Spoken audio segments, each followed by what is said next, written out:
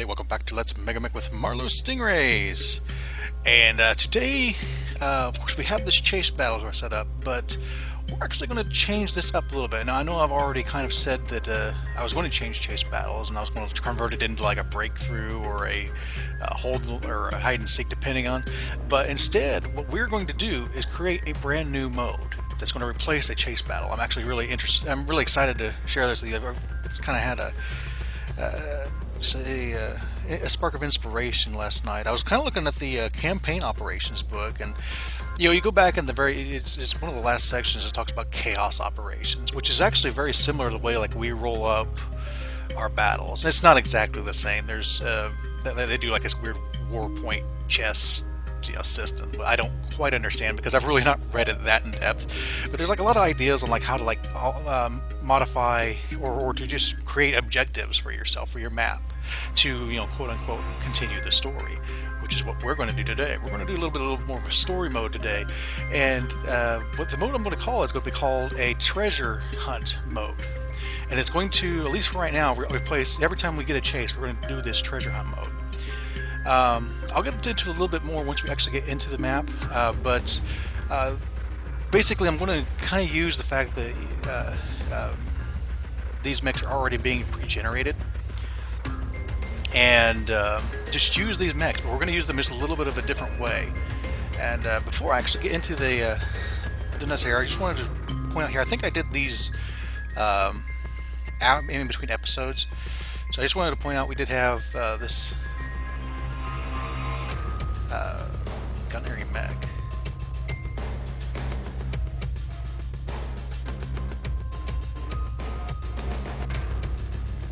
Oh, you're down. Okay, I was looking up here at this this gray one and wondering why I put it a gunnery mech and a Saracen. Which no, that's the Saracen's actually deployed for our battle here.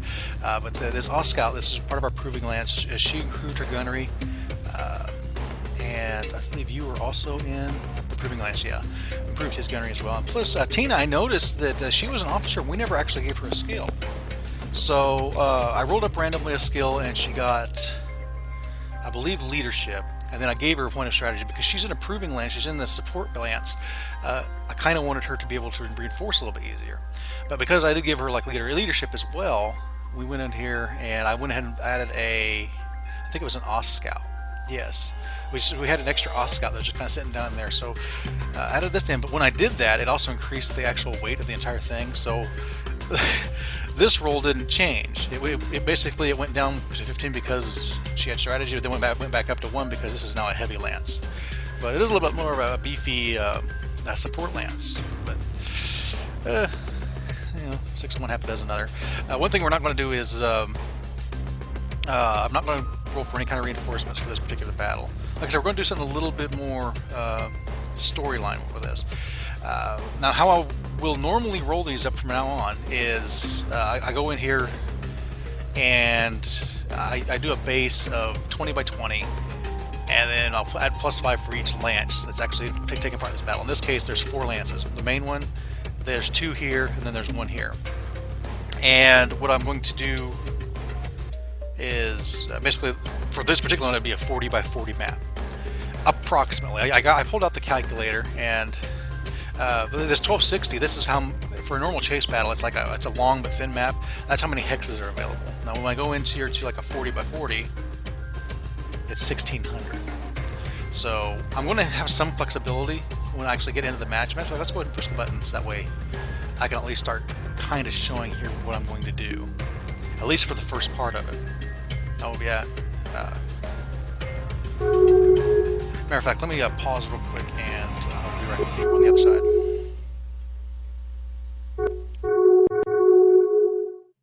And see, I'm working on the map at the moment, but I've got everything else set up. And I was thinking I might try to use a custom map that would appropriate size, but I didn't really see anything that really fit the theme here, because what we're doing is actually we're supposed to be in kind of more of a jungle environment, and trying to find, story-wise, we're trying to find the hidden bunkers that the Stapleton Grenadiers have hidden around that has all their supplies. And that's kind of what this scenario is going to be. We're looking for the supplies we're looking for one of these bunkers. So what I'm going to do is actually get back here into the plan maker is I'm going to make it wetlands for sure, but I mean normally we would roll this up normally, but I'm also foregoing the ability to do the tactics roll just because I am kind of manually doing this anyway. So we're just going to get a random wetlands map. It's going to be Muddy Swamp. So back into here, Muddy Swamp.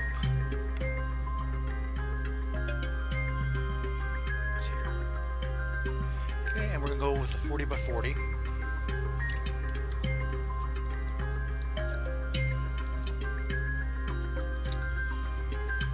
And say okay.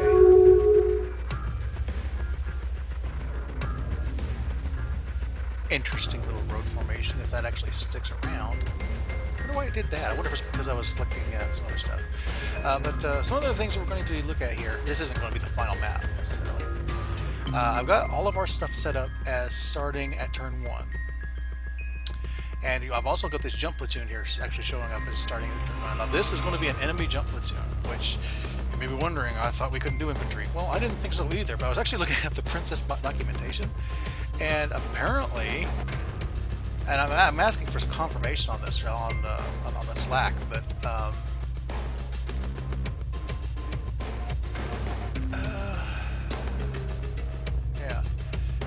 not very confident with infantry, but she seriously undervalues, but apparently she can use it. I mean, which kind of sounds cool. If this actually works and I can actually throw some infantry on the board, I really kind of like that idea.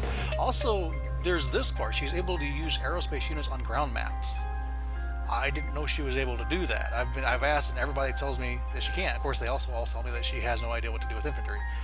So the reason I was even looking at the documentation in the first place is I wasn't quite sure what to do with the Stinger here. I mean, let's go over the rules.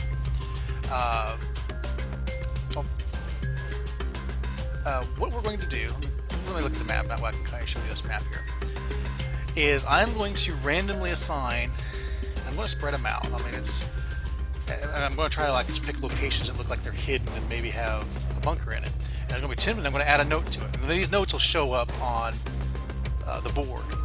Now, I'm not going to say anything other than, you know, the note's just going to be more or less blank, just to show up a note.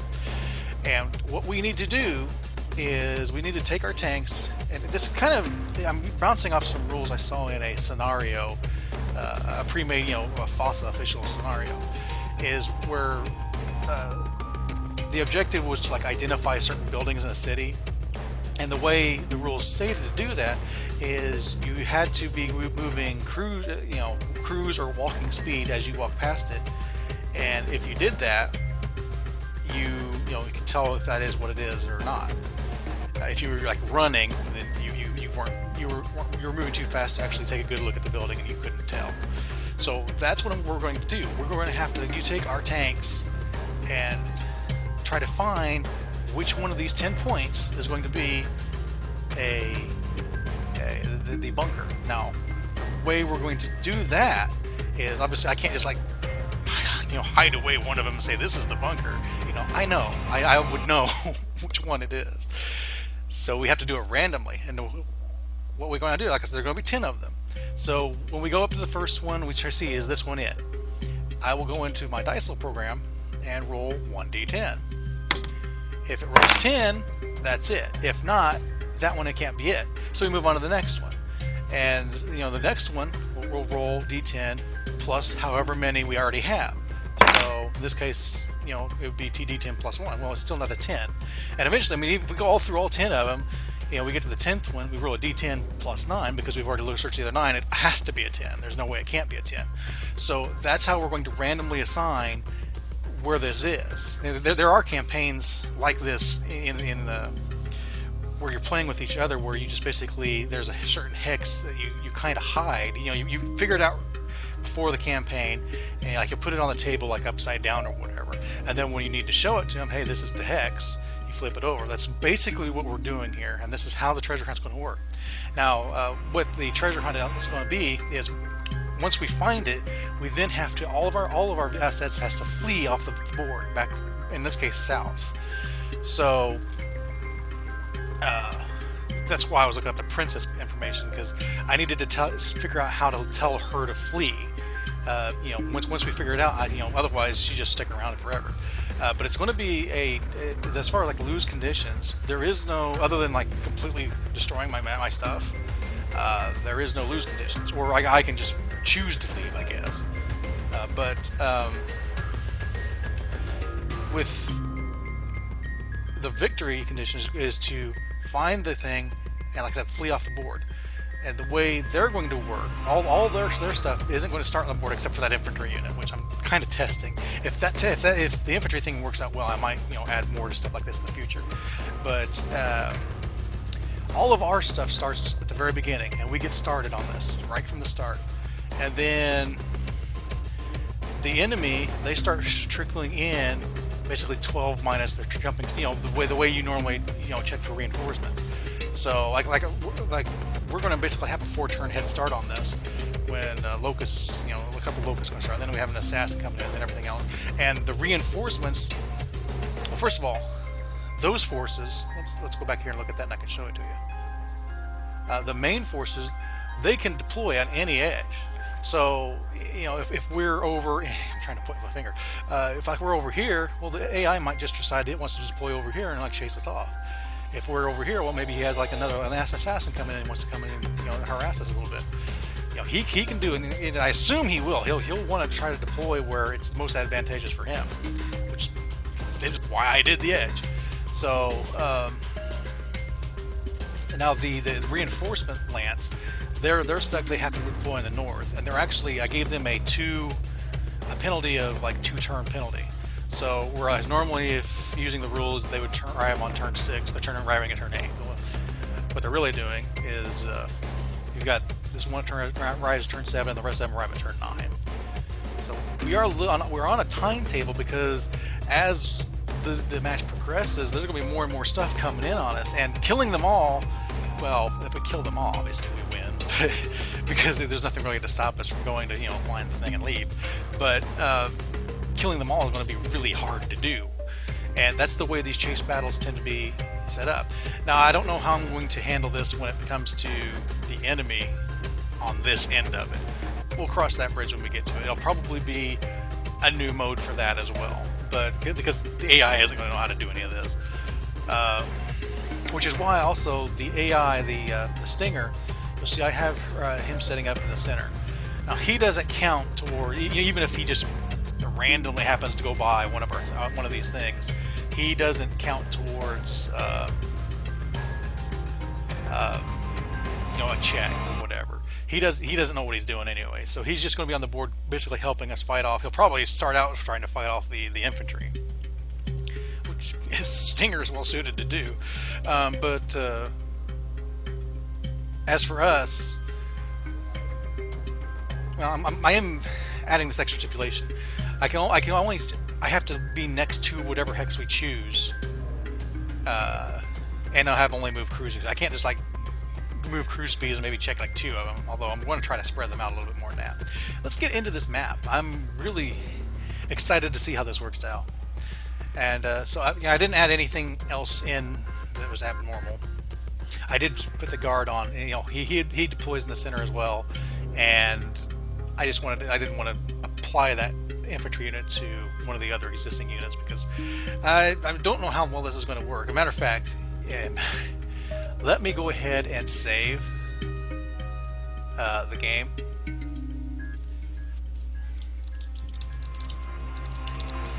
Because I might have to remove that infantry unit. I don't know what's going to happen.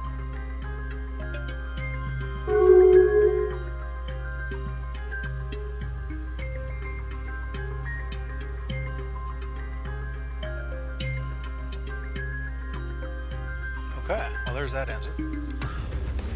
Let's get in this. I mean, I get that she doesn't do it well, and I don't want to. I really want to know how well she does actually do, because I kind of was wanting to do like scenarios where it's just straight up. This map looks nothing like.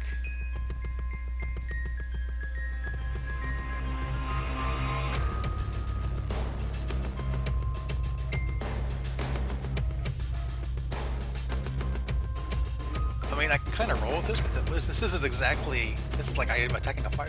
No, no, no, no, no, no, no, no. Let's load up our game here.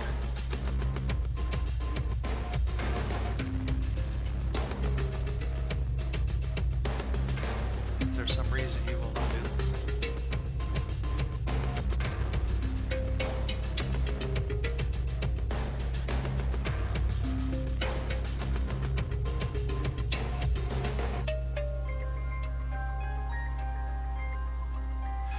Well then, I guess we're just gonna have to roll with this. We found one of the really obvious ones. Although it's not so obvious because we don't really know where the bunker itself is. So I am really interested in like adding in a couple here. Like this building. Let's put a special X here. I can see it. Let's put one on the opposite side as well.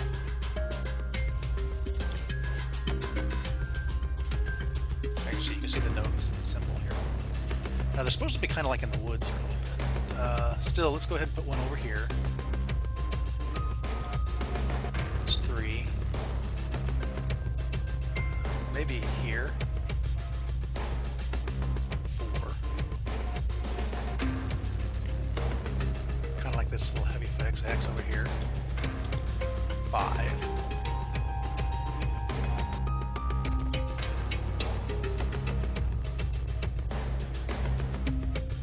6.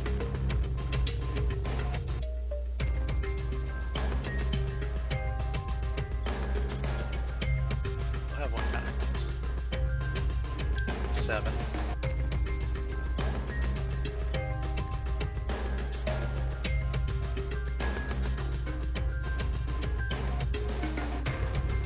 8.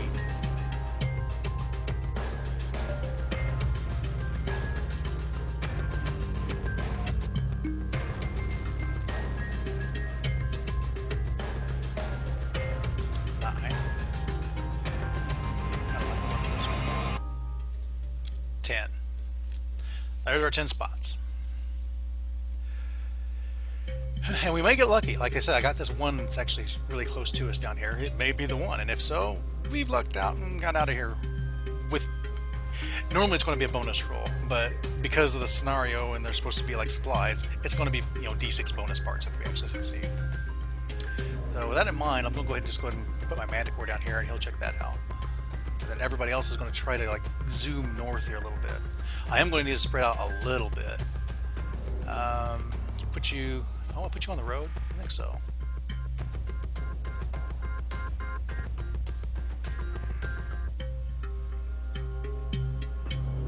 How tall are these? These are level 2. Kind of a neat map, but I don't know what the deal is.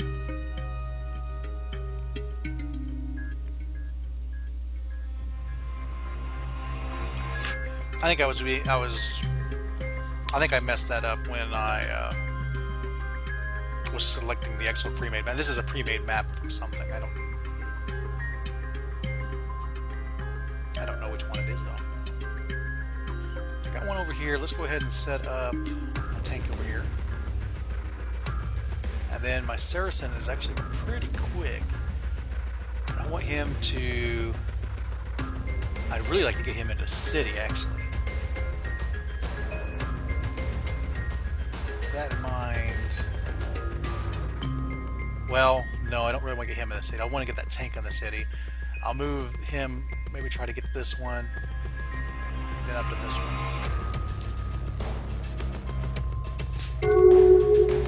Okay. Where did he set up that infantry, I wonder? There he is. Jump platoon.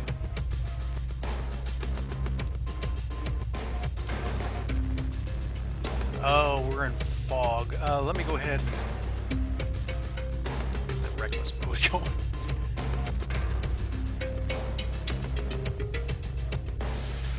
Here we are, reckless.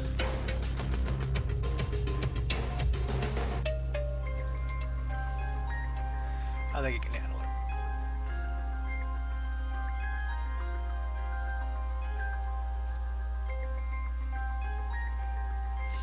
does is the, I don't want you to doing that. Kind of what you're doing is something like that. Can you do that for me? Maybe? You might skid. I think I turned you enough where this, well, failed so you didn't even move. Well, that bites. Let's just move you up to there. It needs an 8. Well, that ain't going to happen. Let's, I guess, turn off reckless mode for you. You're barely not very good. Turn off reckless. There we go. And you just cruise right up to there, and that'll be our first test. Which we will do at the end phase. That way, if they like kill us before we actually get a check, oh, that's a bit. Yeah.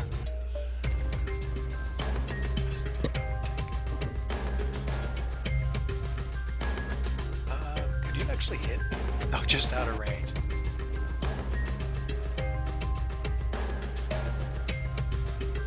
Actually, that's Saracen. Well, I doubt the Saracen. Okay, medium lasers missed. Turn 2. Oh, wait, well. This is the end phase. Roll our D10. No. So it's not that one.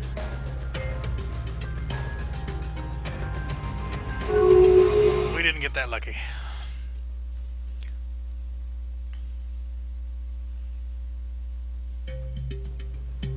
How good of a driver are you? Well, you're not the driver, though. Let me go reckless mode and see what happens.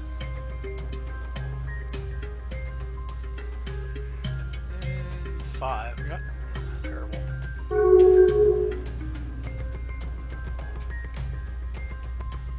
Why is he falling back? Probably because this was a chase scenario and I never actually fixed his... Well, he's trying to run north.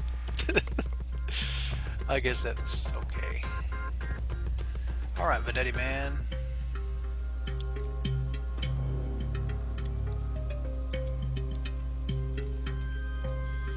Get you set up that way. I am going to try to reckless you again. I really need to get you up here. And a 5 shouldn't be that hard to roll. But apparently it is.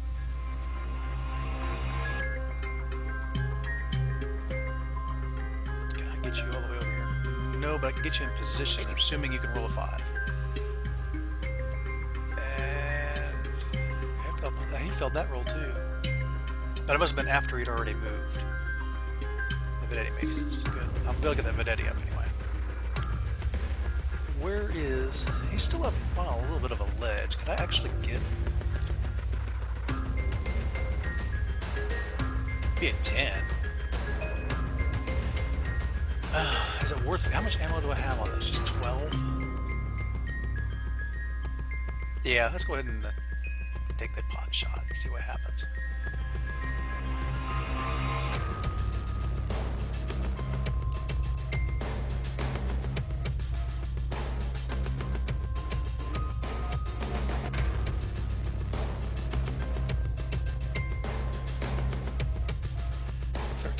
That ain't gonna happen. The jump platoon is shooting. It's also getting shot. Well, the LR-10 actually did manage to hit. I hit, wow. All 10 of my missiles actually struck some dudes. Missile weapon against infantry. Damage. Why was the damage reduced? It's caught in the open double damage.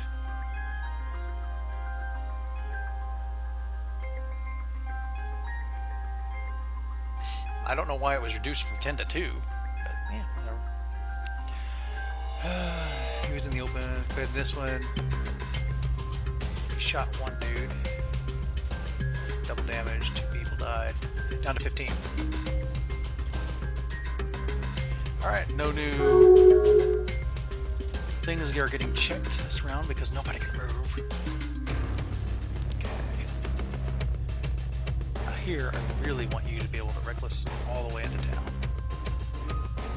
So they made that happen. He ain't going to do it with an 8. Try anyway. Nope. Oh, yeah, he did. did it. Now can you actually roll what I'm asking you to roll? Yes, you finally did it. Alright, in that case, let's go ahead and get the U trucking up as well.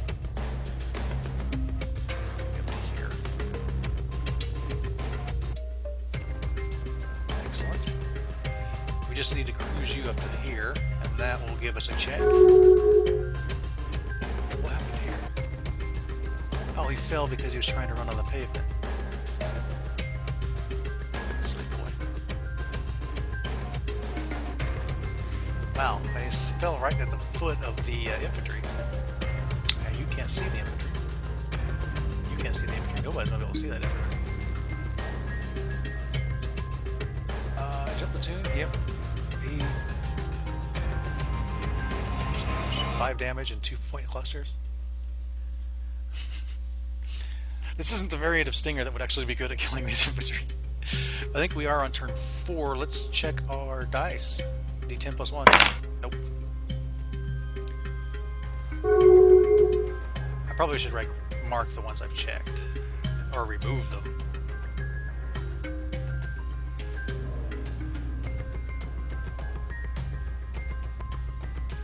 Probably remove them would be a better option.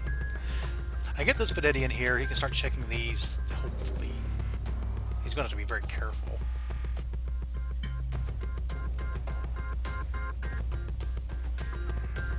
That'll be those 2 checked.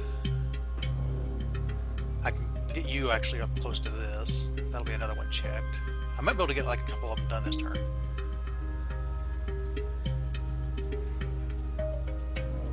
I don't think the Princess Bot likes having quite this much space to check to see which one he wants to actually optimally, deploy on. I was reading that Princess Bot documentation, and I guess that's the problem it has with VTOLs. It can move so fast and so many options. And Hovercraft apparently has trouble with it as well. Is it just takes a while for it to do all the calculation. But if that's the only problem with it, I might try to turn on VTOLs again. I'd like to be able to fight some VTOLs, and I guess the same thing will be true with us aerospace fighters. Of course, he's saying that he's never seen them attack ground targets. Like, when I have aerospace fighters up, it would be kind of neat to have them around, trying to shoot me. Although I have no idea how it would handle, re-entering the map and so forth. Much time we got. I've spent a lot of time just discussing and showing on, discussing what the thing is going to be. And we are close enough time, so we're going to pause for now and wait for it to actually deploy, and then we will rejoin on the other side of this, starting round 4. Until then, crash and burn.